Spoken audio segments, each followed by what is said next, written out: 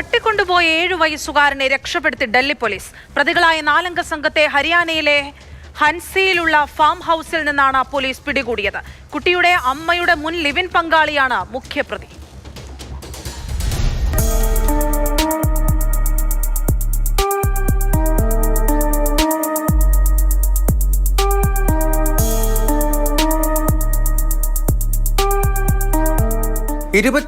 തീയതിയാണ് കുട്ടിയെ തട്ടിക്കൊണ്ടുപോകുന്നത്. സ്കൂളിൽ പോയ കുട്ടി തിരിച്ചു വന്നില്ല, വീട്ടിലേക്ക് വന്നില്ല എന്നുള്ള കാര്യം പോലീസ് സ്റ്റേഷനിൽ അമ്മ വന്ന് പരാതി നൽകുകയായിരുന്നു. മാത്രമല്ല തൻ്റെ മുൻ ലിവിൻ പങ്കാളി അജയ് വർമ്മയാണ് ഈ തട്ടിക്കൊണ്ടുപോകലിന് പിന്നിലുള്ള ആരോപണം കൂടി കുട്ടിയുടെ അമ്മ പോലീസിന് മുൻപാകെ മൊഴിയായി നൽകുകയും ചെയ്തു. പിന്നാലെ CCTV കേന്ദ്രീകരിച്ച് അന്വേഷണം ആരംഭിച്ചു. CCTVയിൽ സ്കൂളിൻ്റെ മുറ്റത്ത് വെച്ച് 2 പേർ ബൈക്കിൽ വന്ന് കുട്ടിയെ തട്ടിക്കൊണ്ടുപോകുന്നതാണ് ദൃശ്യങ്ങളിൽ കണ്ടത്.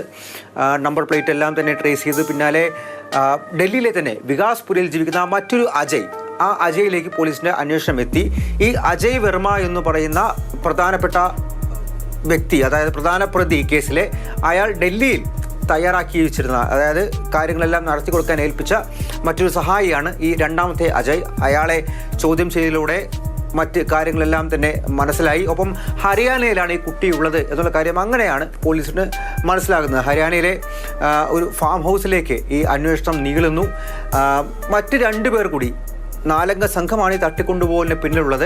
അതിലൊരാളുടെ പേര് അമിത്, മറ്റൊരാളുടെ പേര് സച്ചിൻ. ഇവർ 2 പേരും ഹിസാർ സ്വദേശികളാണ്.